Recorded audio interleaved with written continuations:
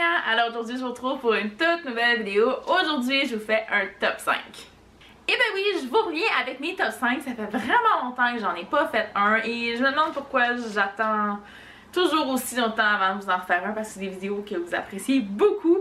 Et cette fois-ci, je vous explique pourquoi je suis une très mauvaise booktubeuse. En 5e position, je crois que ça peut déjà se voir derrière moi, mais j'ai une peur totalement énorme. Je l'avoue, j'aime acheter des livres, c'est mon petit péché mignon.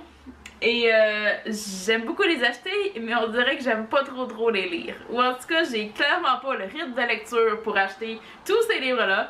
Ma part fait présentement environ 425 livres. Ouais, c'est assez épeurant quand j'y pense. On dirait que là, je réalise pas parce que ce que vous voyez dans les deux bibliothèques derrière moi, ben ce n'est que la moitié de ma palle. En fait, j'en ai une bibliothèque bien pleine, en plus de d'autres un peu éparpillées chez mes parents aussi. J'en ai partout. Je lirai jamais tout ça et je me demande pourquoi je continue d'en acheter autant, en plus de tous les réceptions, partenariats, presse que je reçois aussi. Et qui s'accumulent parce que j'ai pas le rythme de lecture pour lire tout ça et j'en suis vraiment désolée. J'aimerais tout lire mais j'arrive pas à me faire à l'idée et je continue d'en acheter. En 4e position, je vous dirais que ce qui fait de moi une très mauvaise booktubeuse, blogueuse et lectrice en général, c'est que dès que je mets un livre de côté, je le reprends jamais.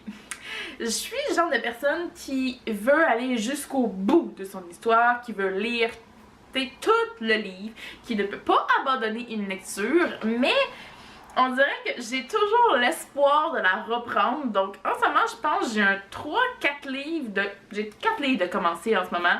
Non, même 5. J'en ai plusieurs qui sont mis sur pause depuis...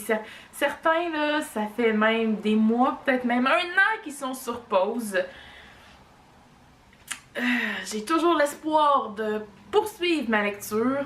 Mais il va falloir que je me rende à l'évidence à un moment donné que ces lectures-là sont peut-être pas pour moi, mais en même temps, c'est des suites de séries, c'est des nouvelles séries, c'est des thèmes que j'adore. Fait que je sais pas pourquoi je n'embarque pas. Souvent, quand je commence une lecture, je l'aime pas trop, j'embarque pas.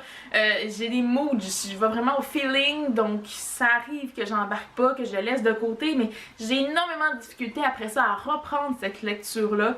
Je sais pas pourquoi, mais... c'est vraiment mauvais pour moi.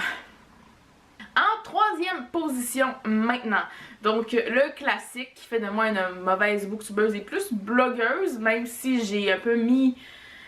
j'ai fait mon deuil un peu du blog quand même s'il y a un article une fois de temps en temps dessus, ben c'est d'écrire mes articles, c'est d'écrire mes avis pour le blog. Donc j'aimerais ça en écrire plus. Je sais que beaucoup de personnes préfèrent encore les avis écrits, mais c'est impossible pour moi, on dirait que j'arrive plus autant à écrire qu'avant. C'est super difficile, donc je suis très mauvaise blogueuse. J'ai jamais été une vraie blogueuse, je crois, parce que j'ai toujours été du genre à publier un article une fois de temps en temps, où tu sais, je publie mon avis sur un livre, mais j'entretiens pas le blog plus que ça, donc je me rends à l'évidence que je suis pas une blogueuse, je suis une booktubeuse à part entière. Sauf que, ben, ça fait pas de moi comme une meilleure lectrice. Pour autant, même si j'ai fait cette réalisation-là. Donc oui, j'ai du mal à écrire mes chroniques. En 2e position, là on arrive dans du lourd. Et je crois que c'est le problème de beaucoup de lecteurs en général aussi. C'est pas juste moi, c'est pas juste des personnes qui sont blogueurs, booktubeurs, mais je crois que c'est un problème qui est plus répandu pour nous, les blogueurs et les booktubeurs, tout simplement parce qu'en fait, on n'arrive pas à terminer des séries qu'on a commencées.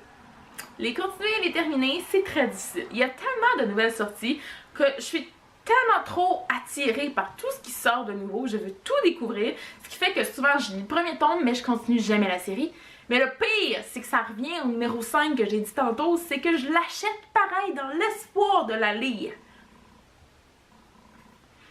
Ce qui fait que j'ai une peur énorme. Et c'est pour ça, c'est parce que je lis les premiers tomes, j'aime, je veux continuer la série, donc dès que j'ai commencé la série, que si je sais que j'aime ça, ben j'achète tous les tomes qui viennent après, sauf que je continue pas. Trouver l'erreur. Et finalement, en première position, ce Ce qui fait de moi une très mauvaise booktubeuse, blogueuse, lectrice en général, c'est que j'ai aucune mémoire des noms.